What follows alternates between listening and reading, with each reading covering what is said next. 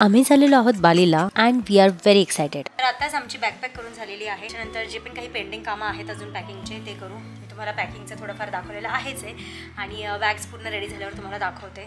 आणि आज 8:30 संध्याकाळी रात्री 8:30ला आम्ही निघणार आहोत। 8:30ला आम्ही कॅब बुक केलेली आहे, मुंबईला जाणार आहोत। तर एक मुक्काम करावा लागेल कारण उद्या आमची सकाळी 11 वाजता फ्लाईट आहे। आम्ही ॲक्च्युली पहाटे निघू शकत होतो 3-4 वाजता, पण खूप हेक्टिक होईल त्याच्यामुळे आम्ही डिसाईड केलं की मुंबईला जाऊन स्टे करू आणि दुसऱ्या दिवशी निघूया। सकाळी 6 वाजता तिथून निघालं तरी आम्ही आरामात 1 तासाच्या 1 तास पण नाही 10-15 मिनिटाच्या अंतरावरचं एअरपोर्ट आहे, तिथे पोहोचून जाऊ। तर असा आमचा फुल प्लॅन आहे आणि बघूयात काय काय होतं आहे।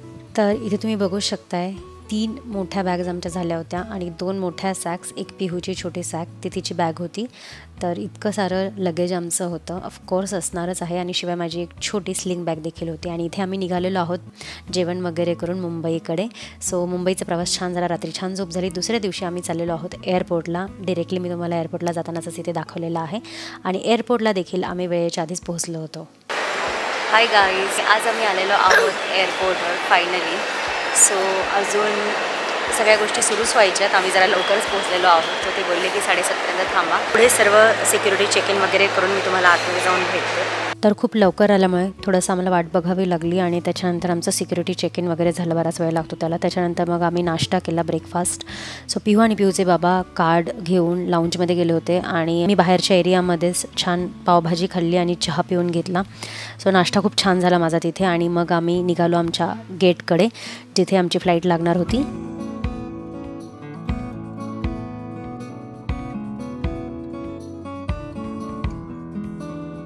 तर सिक्युरिटी चेक इन वगैरे आमचं झालेलं आहे। आता मला वाटतं एक 10-15 मिनटात बोर्डिंग सुरू होईल। पिहू तिकडे पुस्तक वाचत बसलेली आहे, इकडे आहेत पिहूचे बाबा। तर एरोप्लेनमध्ये मी खूप वेळा बसलेली आहे, पण प्रत्येक वेळी तितकीच एक्साइटमेंट राहते, प्रत्येक वेळी तितकाच आनंद राहतो। इंटरनॅशनल ट्रिप पिहूची तरी पहिलीच होती, सो आणखीन मजा येत होती। आमची पण बऱ्याच वर्षांनी होती आणि येस, इथे आमचा प्रवास सुरू झाला। सो सिंगापूर एअरलाईन्स खूप छान आहे, त्यांचं हे जेवण होतं इथे, लंच आम्हाला भेटलं होतं। नॉनव्हेज मी घेतलं होतं, व्हेज आहे नॉनव्हेज आहे, त्याच्यामध्ये तुम्हाला इतक्या साऱ्या गोष्टी मिळतात। सो जेवण पण खूप छान होतं आणि सिंगापूर एअरलाईन्सचा एक्सपिरियन्स खूप छान होता बाय द वे। तर आम्ही सिंगापूरला पोहोचलेलो आहोत आणि आता 1 तासात आमची फ्लाईट आहे। तर आम्ही बघतो काही चहा कॉफी भेटतं आहे का, आणि चहा तर माहीत नाही, कॉफी भेटू शकते। आणि इथून लगेचच आम्हाला बालीला जायचं आहे। इथले 8 वाजलेले आहेत आणि आपल्याकडचे 5:30 वाजलेले आहेत। ॲक्च्युली सिंगापूरचं जे एअरपोर्ट आहे ते खूप सुंदर आहे, खूप बघण्यासारखं आहे, पण आमच्याकडे तितका वेळ नव्हता। आमच्याकडे हार्डली 1 आवरच असेल, त्याच्यामुळे 1 आवर पण नाही, आय थिंक अर्धा तासच असेल। त्याच्यामुळे आम्हाला पटकन लवकरात लवकर जायचं होतं इथून आणि जास्त आम्ही फिरलो नाही। आम्हाला ज्या पण गोष्टी दिसल्या त्या मी इथे दाखवलेल्या आहेत। माघारी येताना आमच्याकडे भरपूर वेळ होता, सो तेव्हा आम्ही काय एक्सप्लोअर केलं ते तुम्हाला समजेलच पुढे। बट आत्ता अर्ध्या तासाच्या आत आम्ही जितकं फिरणं झालं तितकं फिरलो आणि पुन्हा आम्हाला गेटवर यायचं होतं कारण आमची बालीची फ्लाईट लागणार होती। सो थोडंसंच एक्सप्लोअर करून आम्ही तिथून निघालो। आम्ही जस्ट तिथे एक मफिन खाल्ला, त्याच्यानंतर आमची फ्लाईट लागली होती आणि आम्ही पोहोचलेलो आहोत बालीला। आणि इथे तुम्हाला गोजेक किंवा ग्रॅब ॲप तुमच्याकडे असायला हवं जर तुम्हाला कॅब बुक करायची असेल तर। सो ग्रॅबवाले आमच्या समोरच आले होते, त्यामुळे आम्ही तिथूनच बुक करून आम्ही येऊन गेलो हॉटेलवर। आमच्या हॉटेलचं नाव होतं यान्स हाऊस हॉटेल। हे रिजनेबल प्राईसमध्ये हॉटेल आम्हाला भेटलेलं होतं। आम्हाला फक्त 2 नाईट आम्हाला इथे राहायचं होतं। सो 2000च्या रेंजमध्ये हे हॉटेल आम्हाला भेटून गेलं होतं। कुतामध्ये हे हॉटेल आहे आणि अर्ध्या तासाच्या आत एअरपोर्टवरून तुम्ही इथे पोहोचता। तर रात्रीचे 2 वाजलेले आहेत आणि आम्ही 1:15 वाजता इथे पोहोचलेलो आहोत। थोडीशी फ्लाईट जी आहे ती लेट झाली होती आणि त्याच्यानंतर तिथे तरी आम्ही ई-व्हिसा ऑनलाईनच घेतला होता, ऑफलाईन जर असता तर अजून वेळ लागला असता। तर सगळ्यात आधी पोहोचल्या पहिल्यांदा हेल्थ डिक्लेरेशन करायचं होतं, त्याच्यानंतर इमिग्रेशन केलं आणि त्याच्यानंतर कस्टम डिक्लेरेशन केलं आणि ई-व्हिसा जसं सांगितलं ऑनलाईनच होता, त्याच्यामुळे ते पटकन झालं। आणि सगळ्यात शेवटी लेवी डिक्लेरेशन असतं, लेवी डिक्लेरेशनचं पे करावं लागतं तुम्हाला।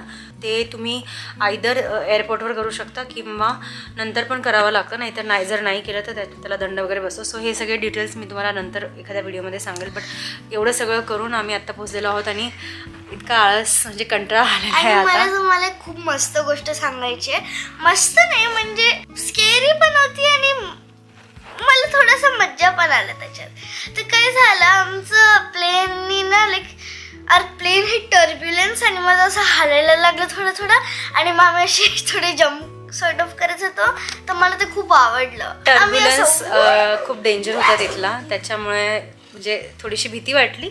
सेफली पोहोचलेलो आहोत आणि आता खूप उशीर झाला आहे. सो सकाळी मी तुम्हाला भेटते, कुठे कुठे काय फिरायचं सर्व सांगते. तर आपल्याकडचे 11:15 वाजलेले आहेत आणि इथले 2:15 झालेले आहेत रात्रीचे. पूर्ण 2.5 तासांचा फरक आहे. आणि आता छान झोप घेऊ. सकाळी पण पुन्हा ब्रेकफास्ट 10च्या आत करायचं आहे, त्याच्यामुळे 9-9:30 पर्यंत तरी उठावंच लागेल आणि ब्रेकफास्ट करून यावं लागेल. So good night. सकाळी उठून आम्ही आलेलो आहोत ब्रेकफास्ट करायला आणि इथल्या लोकल डिशेस इथे ॲक्च्युली होत्या ब्रेकफास्टमध्ये. सो नासी गोरेंग एक होतं, त्याच्यानंतर मी गोरेंग समथिंग आणि क्रोसॉन्ट आणि ज्युसेस वगैरे हे होतं, हे आम्ही घेतलं. हॅलो एव्हरीवन, वेलकम टू बाली. तर बालीला आम्ही पोहोचलेलो आहोत रात्रीच तुम्हाला सांगितलं त्याप्रमाणे आणि आम्ही आहोत कुतामध्ये. तर आज आम्ही कार केलेली आहे आणि आम्हाला आज फिरायचं आहे गरुड विष्णू टेम्पल, त्याच्यानंतर नुसा दुआ एक बीच आहे तिथे जायचं आहे, त्याच्यानंतर केचप डान्स बघायचा आहे आणि अजून 1-2 ठिकाणं आहेत ती मी तुम्हाला दाखवते. सो आजचा दिवस आपण सुरू करूयात. नाश्ता आमचा झालेला आहे. येस, चला निघूयात आता आणि पोहोचूयात आपल्या पहिल्या डेस्टिनेशनवर. Let's go. आमचं जे हे हॉटेल होतं यान्स हाऊस हॉटेल, हे अगदी रोड साईडलाच आहे, त्याच्यामुळे इथे भरपूर रेस्टॉरंट्स तुम्हाला मिळतील. आजूबाजूला सगळे रेस्टॉरंटच आहेत आणि इथून जाताना इतकं ट्रॅफिक लागतं, म्हणजे आपल्या इंडियासारखं ट्रॅफिक आहे लिटरली. आणि इथे गरमी पण त्या दिवशी बऱ्यापैकी होती.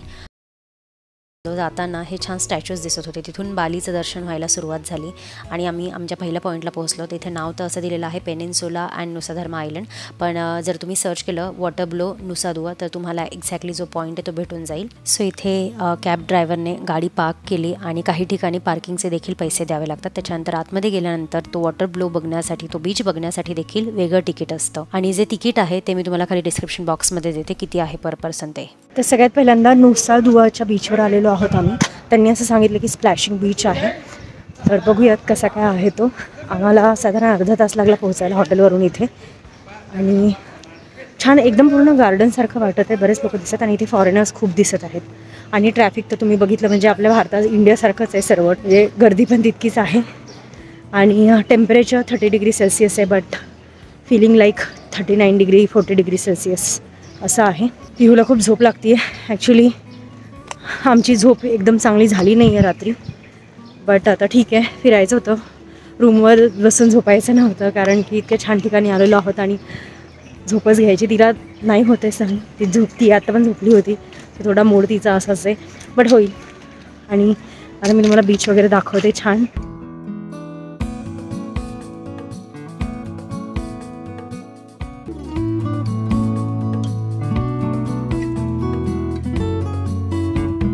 या गेटमधून आतमध्ये गेल्यानंतर तुम्ही इथे रामाची आणि लक्ष्मणाची ही सुंदर मूर्ती बघू शकताय.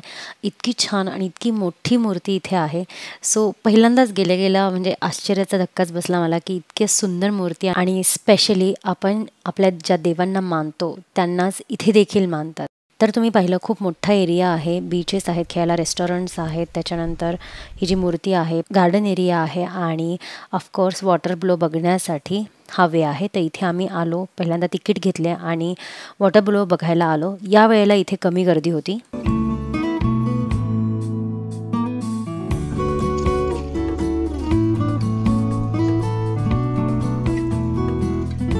सेडिमेंटरी दगड म्हणतात यांना.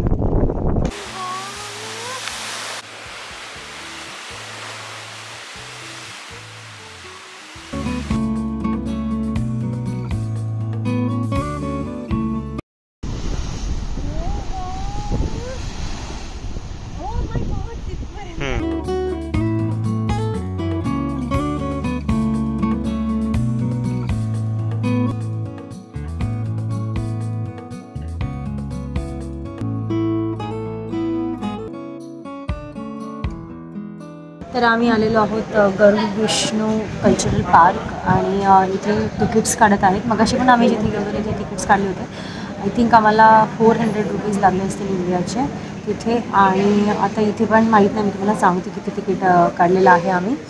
पण इथे आतमध्ये जायला लाईन आहे, म्हणजे बस येतात अशा, मला बस दिसतात.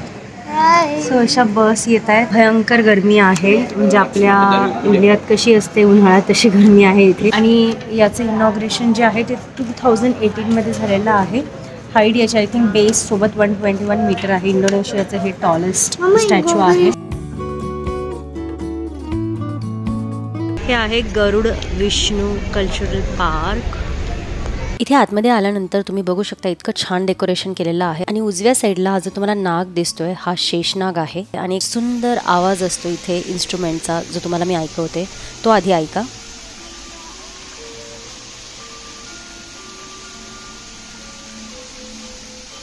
आणि पायऱ्यांच्या या साईडला तुम्ही बघू शकताय विष्णूचे अवतार इथे कोरले गेलेले आहेत. नरसिंह, कुर्म, वराह, मत्स्य. हे पाहून मला आणखीन जास्त छान वाटलं. आपली संस्कृती किंवा जी मायथॉलॉजी आहे तीच इथे देखील मानली जाते. तर तुम्हाला सर्वांना गरुड पुराण माहीतच असेल, सो त्याच्यावर आधारित हे स्टॅच्यू त्यांनी बनवलेलं आहे. आणि इथे स्टॅच्यू तुम्ही बघू शकताय. थोडंसं झूम करून मी इथे दाखवलेलं आहे. इथून थोडंसं पुढे गेल्यानंतर गरुडाचा जो चेहरा आहे त्याचं वेगळं स्टॅच्यू तिथे बनवलेलं आहे. सो खूप सुंदर दिसतं ते तर. आणि इथले वाईब्स काही वेगळेच होते. ते जे म्युझिक ऐकायला येत होतं खूप छान वाटत होतं. फक्त एकच प्रॉब्लेम होता म्हणजे ऊन खूप होतं. तर हे गरुड विष्णू पार्क जे आहे फिरून झालेलं आहे. तुम्ही इकडे बघू शकताय किती छान गरुडाचं स्टॅच्यू आहे. जे मेन स्टॅच्यू आहे ते ॲक्च्युली ह्या साईडला आहे. बट वरती जायला म्हणजे बराच वेळ लागतो. एकतर तुम्ही बग्गी वगैरे करून जाऊ शकता. आम्ही काहीच केलेलं नाही आहे. आणि आता आम्ही चाललेलो आहोत उल्लुवाटू टेम्पलसाठी. आणि तिथे केचक डान्स आहे तो पण बघणार आहोत. सो तिथे तुम्हाला भेटते. भयंकर ऊन आहे. इथे भरपूर लोक छत्री वगैरे घेऊन मस्त फिरत आहेत.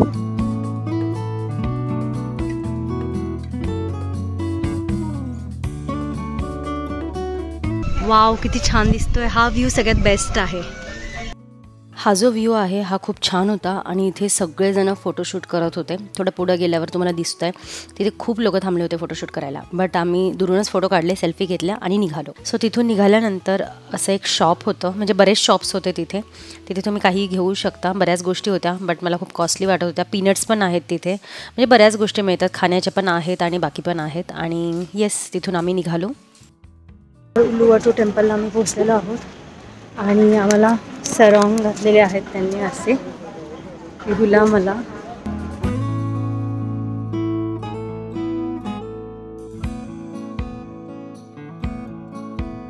आणि इथे तिकिटाला तुम्ही लाईन बघू शकताय. इतकी मोठी लाईन असते. सो मी तुम्हाला सांगेल की प्रिफर करा. जर ऑनलाईनच बुकिंग करता आलं तर करा.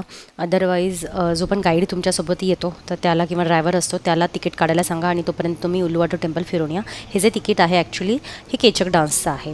पण इथे सर्वात छान केचक डान्स होतो. म्हणजे सनसेटसोबत तुम्हाला केचक डान्स बघायला मिळतो. त्याच्यामुळे इथेच केलेलं जास्त बेटर आहे. आणि इथे आजूबाजूने जो समुद्र दिसतो इतका सुंदर आहे. या टेम्पलमध्ये आम्ही आलेलो आहोत. मागच्या साईडनी तर आणखीन सुंदर व्ह्यू आहे. टेम्पलच्या आतमध्ये जाऊ देत नाहीत. सो बाहेरूनच तुम्हाला फोटोज वगैरे घ्यावे लागतात.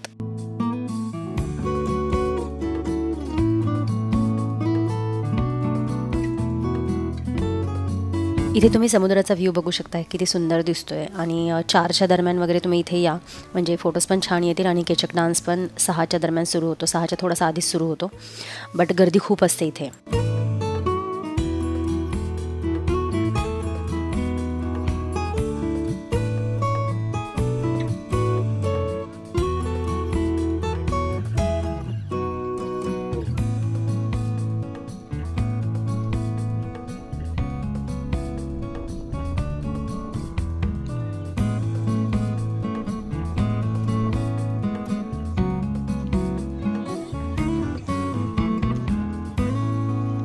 सो केचक डान्स बघण्यासाठी तुम्ही इथे बघताय सगळेजण आले होते. आणि थोड्या वेळात तर पूर्ण स्टेप्स या भरलेल्या होत्या. म्हणजे जागाच नव्हती. काही लोक उभे पण राहिले होते. इतके लोक आलेले होते.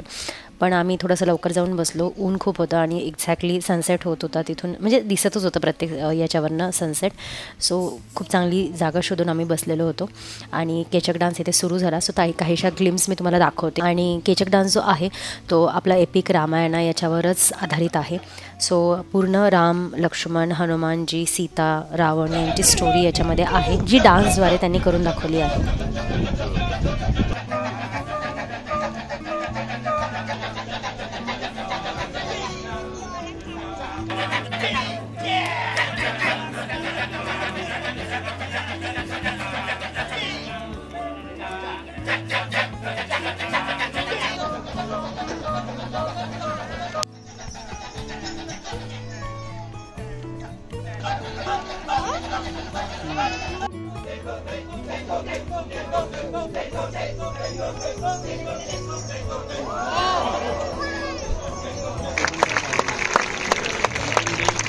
फायनली इथे आम्ही हॉटेलवर परतलो आणि आमच्या हॉटेलच्या जवळच इतकी चहलपहल होती, इतके रेस्टॉरंट्स आहेत आणि मस्त गाणे लावलेले होते, लोक मस्त एन्जॉय करत होते तिथे.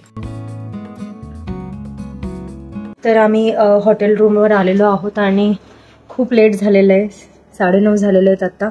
आम्हाला इंडियन हॉटेल भेटलं, म्हणजे ॲक्च्युली तिथेच खायचं होतं कारण की पिहूला ऑप्शन नाही, ती जास्त व्हेज खाते, नॉनव्हेज खात नाही, त्याच्यामुळे मग इंडियन हॉटेल इथे भेटलं आम्हाला. ऑलरेडी खूप लेट झालं होतं तरी पण मग आम्ही आता तिथे खाऊन आलेलो आहोत आणि पनीर वगैरे खाल्लं. बट खूप हेक्टिक झालं आज, एकदम खूप ऊन लागलं.